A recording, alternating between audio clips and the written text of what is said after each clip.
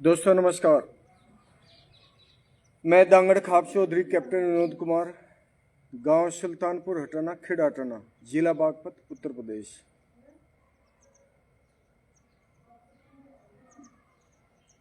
आज हमारे पूर्वज महापुरुष श्री राम का जन्मदिन है। सभी देशवासियों को और उनके मानने वाले सभी भाइयों को शुभकामनाएं, और आशा करता हूं कि हम उनके आदर्शों पर चलें। हम श्री रामचंद्र जी के जीवन से प्रेरणा लें कि माता पिता, अपने गुरु, परिवार के लिए, भाइयों के लिए हम भाईचारा अपनाएं, शांति सौहार्द में अपने परिवार का हर दुख सुख में साथ दें। दूसरा, कल भारत के महान कलाकार, फिल्मों में जिन्होंने भारत के नाम को जिया है, इस देश की सभ्यता, संस्कृति, जय जवान जय किसान के नारे को चित्रण किया है, ऐसे महान अभिनेता का जाना बहुत ही दुखदायी है। मैं उनको भावभीनी श्रद्धांजलि अर्पित करता हूं। अब बात करते हैं हम वक्फ बोर्ड बिल पर। कई दिनों से इस मुद्दे पर बहस चल रही है और इससे पहले भी ऐसे बहुत मुद्दे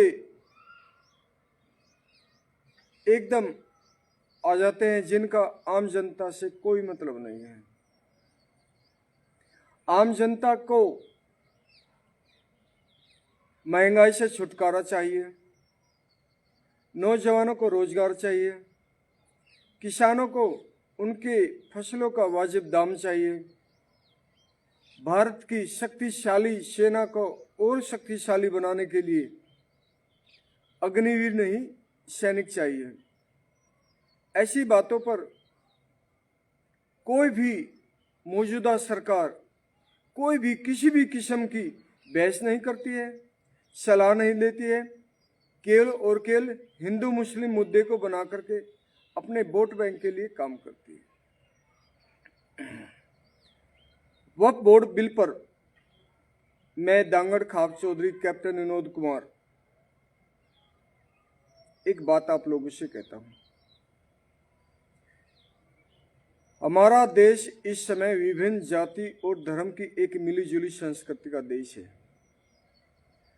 किसी भी धर्म में किसी भी प्रकार की कुरीतियों को बाहर करने के लिए और धर्म को और उदार, दयालु बनाने के लिए उस धर्म के धर्मगुरु, उस धर्म के बुद्धिजीवी, उस धर्म के लोगों से बातचीत करके, और बातचीत करने के लिए कोई लंबी बहस करने की जरूरत नहीं है। समय कितना लंबा लग जाओ, संसद में अगर उस धर्म के लोग नहीं हैं तो आप कभी कभी उन धार्मिक धर्म के गुरुओं को बुला करके बहस करवाएं, बातचीत करवाएं। किसी भी धर्म के बारे में दूसरे धर्म के लोगों को हस्तक्षेप करने का कोई भी अधिकार नहीं है, भले ही वह भारत के किसी भी पद पर है। कहने का तात्पर्य, मैं अपनी संस्कृति, अपनी पहचान, जाट के बारे में ही बहुत सम्मेलन में जाते हैं और अपनी बात रखते हैं, और हम निवेदन करते हैं भारत की सरकार से कि जाटों की संस्कृति के खिलाफ अगर कोई ऐसे कानून किसी भी सरकार ने बनाए हैं, संविधान का नाम देकर के उनमें आपने तब्दीली किया है, तो वह आप किसी भी सभ्यता और संस्कृति को अपमानित करने के लिए हस्तक्षेप कर रहे हैं। यह गलत है। जैसे भारत एक किसानों का देश है, इसमें प्रमुख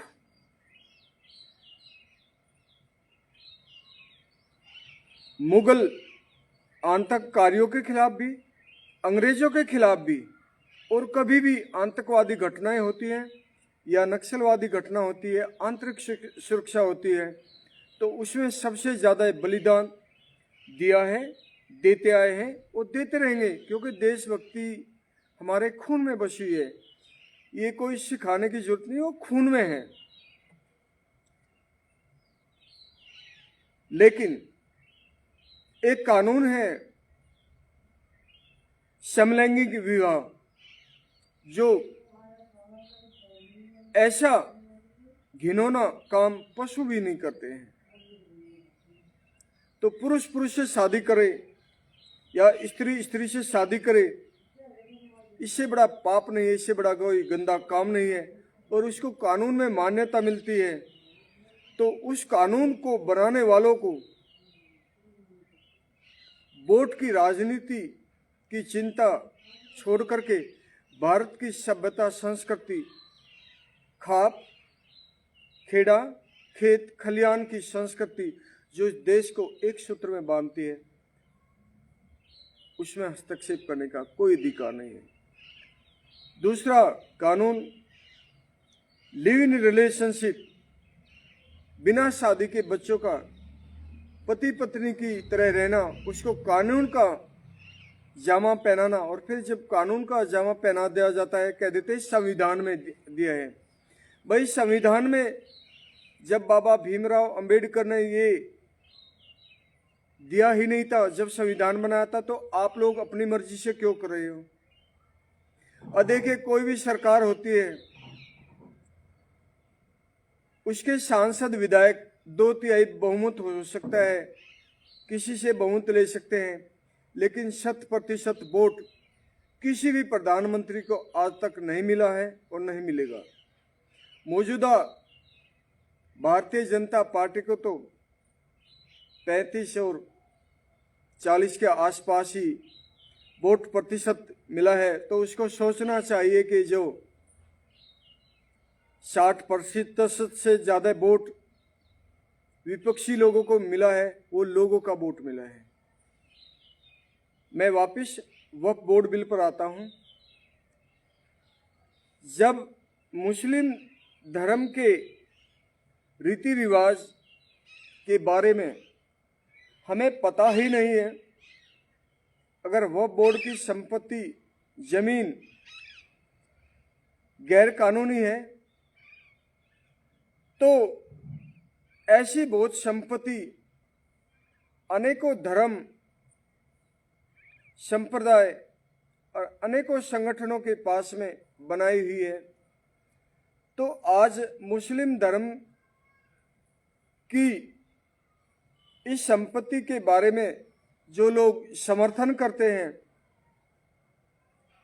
कल को उनके धर्म की संपत्ति के बारे में भी जब यही सरकार कार्यवाही करेगी, तो आपको बोलने का हक नहीं मिलेगा।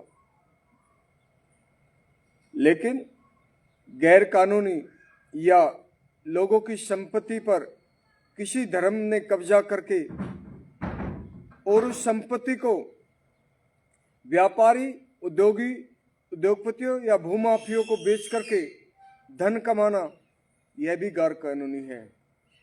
वक्फ बोर्ड बिल पर कुछ तो दाल में काला है।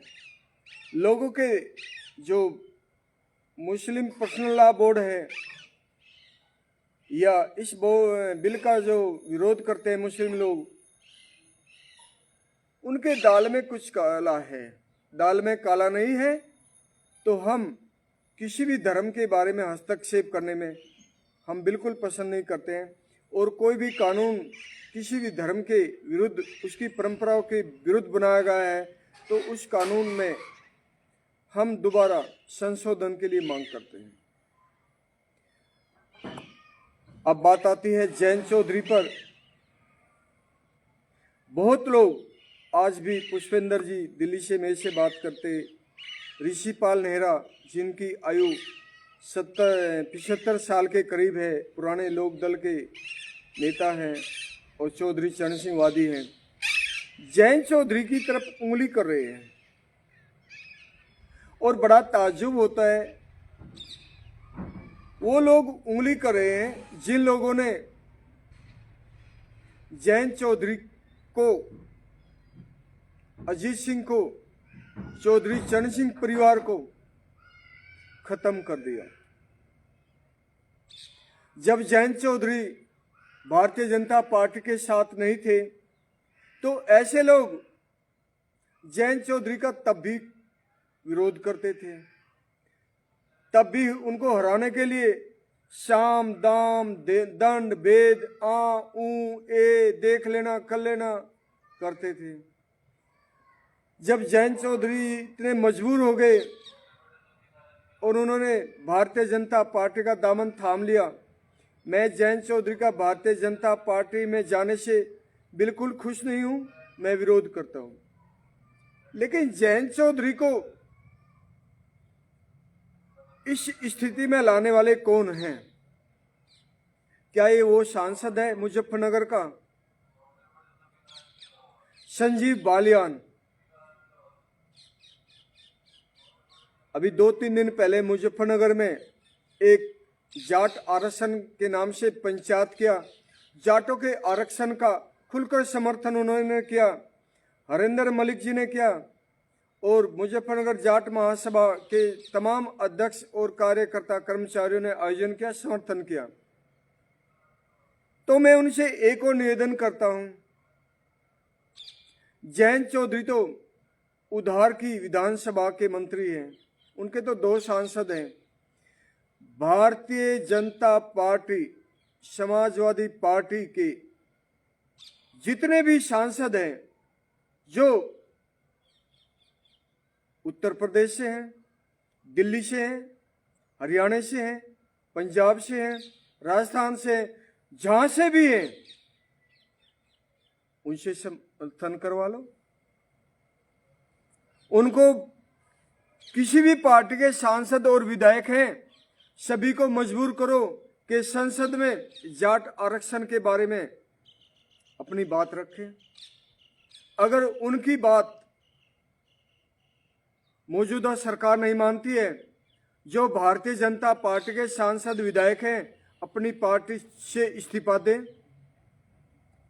जो दूसरी पार्टी के सांसद और विधायक हैं जो जयंत चौधरी की तरफ उंगली कर रहे हैं, वे लोकसभा से इस्तीफा दें, तो हम जानेंगे तुम सच्चे जाटों के समर्थक हो, जाट आरक्षण के समर्थक हो, नहीं तो तुम केवल और केवल सत्ता में मलाई खाने के लिए और किसान मसीहा चौधरी चरण सिंह तथा अजीत सिंह के परिवार को खत्म करने के लिए तिगड़मबाजी कर रहे हो। साफ साफ मैदान में आइए। जाटों के समर्थन में कोई आंदोलन करने की जरूरत नहीं है, कोई धरना प्रदर्शन करने की जरूरत नहीं है।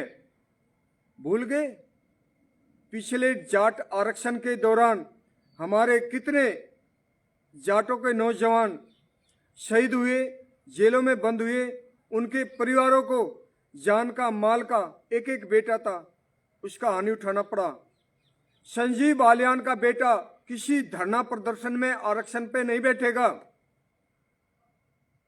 हरेंद्र मलिक का बेटा कोई जाट आरक्षण के नाम से शहीद नहीं होगा। जितने भी भारतीय जनता पार्टी के मौजूदा सांसद हैं या भारतीय जनता पार्टी में पहले सांसद रहे हैं जो जाट हैं, इनके बेटे किसी भी जाटों के लिए अपनी जान की कुर्बानी नहीं देंगे। तो जाट भाइयों, आपको जाटों के लिए आरक्षण चाहिए तो जब भी चुनाव हो जाटों में एकता बनाइए और भारतीय जनता पार्टी के खिलाफ उस पार्टी को वोट दीजिए जो अपने घोषणा पत्र में ही जाटों को आरक्षण देने की बात कहती है। अगर जयंत चौधरी जी से आप आरक्षण मांगते हैं तो जयंत चौधरी के साथ संजीव बालियान जी इस्तीफा देकर के आ जाइए, उनकी पार्टी में शामिल हो जाइए। हरेंद्र मलिक जी, पश्चिमी उत्तर प्रदेश में आपके जाट विधायक सांसद बहुत हैं, बताइए सब इस्तीफा दे, जयंत चौधरी की लोकदल को मजबूत कीजिए, आरक्षण मिलेगा। जयंत चौधरी को तो खत्म कर दिया तुम लोगों ने और उसको बोलते हो हमें आरक्षण दे दो। क्यों भाई, अजीत सिंह ने आरक्षण नहीं दिलवाया था? ज्यादा नहीं कहते हैं, इन नेताओं की चालबाजी और दोगले संगठन तथा अपने पैर काटने वाले ही अपने ही लोगों को धाराशाही करने वाले अनपढ़ लोगों के चक्कर में मत फंसिए, शांति से रहें। इस समय आरक्षण पर या किसान आंदोलन के नाम पर हिंसक आंदोलन या कोई तोड़फोड़ करना हर किसी के लिए भारी पड़ सकता है। भारत की पुलिस बहुत मजबूत है, सेना मजबूत है, आप लोग नुकसान उठा जाओगे। चुनाव के दौरान अपने हितैषी को वोट डालिए। ज्यादा नहीं कहता हूं, मैं जो कहता हूं स्पष्ट कहता हूं, कभी भी भड़काने वाली बात मैं नहीं कहूंगा। ये छोटे छोटे धरने देना, अपने आप को लोकप्रिय बनाना, फिर लोकप्रिय बन करके दल बदल करना, यहाँ जाना वहाँ जाना, इन सबको जनता जानने लगी है। अभी धरना प्रदर्शन में, किसी आंदोलन में लोग इतना नहीं जाएंगे। धीरे धीरे हमें समझना होगा कि हमें बेवकूफ़ बनाने वाले जो लोग हैं और जिनको आपने एक बार परख लिया, देख लिया, जो कभी समाजवादी पार्टी में, कभी लोकदल में, कभी कांग्रेस में, कभी भाजपा में, वो गांव में आकर के हमारा भाईचारा है, हमारा उठा बैठी है, हम जाट हैं, ऐसी बातें करते हैं। ये लोग संसद में, विधानसभा में अपने परिवार के लिए, अपने रिश्तेदारों के लिए, अपने लिए अपने काम निकालते हैं। सोचिए, जागिए, सुनिए। हमारे युवाओं को बहुत ज़्यादा जागरूक होने की जरूरत है। वक्फ बोर्ड बिल का मैं विरोध नहीं करता हूँ, समर्थन नहीं करता हूँ। वक्फ बोर्ड बिल के बारे में उनके धर्म के लोगों को इस पर कहने का पूरा अधिकार है। केवल धर्म के लोगों को ही नहीं, मुस्लिम गरीब लोगों को भी अपनी राय रखनी चाहिए। रही बात कोर्ट में बिल गया है तो जिसकी सरकार है वो विधानसभा में भी पास करवा लेगी, लोकसभा में भी पास करवा लेगी और कोर्ट में भी पास हो जाएगा। फिर भी आम आदमी को बिल पास हो जाओ क्या मिलेगा? कुछ नहीं। आम मुसलमान को क्या खोना? कुछ भी नहीं। तो शांति से रहिए, खाइए, पिए, मौज कीजिए, अपने बच्चों का ध्यान रखें। और शुभ संध्या होने वाली है, दिन छिपने वाला है, मैं इसलिए थोड़ा लेट हो गया। अंत में हम उसको क्यों ना याद करें जो हमारा अभियान है, अभिमान है, सम्मान है। दांगड़ खाप थी, है और जब तक ये सृष्टि रहेगी, कायनात रहेगी, दांगड़ खाप रहेगी। जय जवान, जय किसान। और उस बात को कैसे भूल जाऊं? 38 साल जिसने मुझे बोलना सिखाया, कपड़ा पहनना सिखा, चलना फिरना सिखा, निडर, निर्भीक और बेबाक बात कहना सिखा। भारतीय सेना, आर्टिलरी, भारतीय सेना जिंदाबाद। जय जवान, जय भगवान, जाट बलवान। नमस्कार।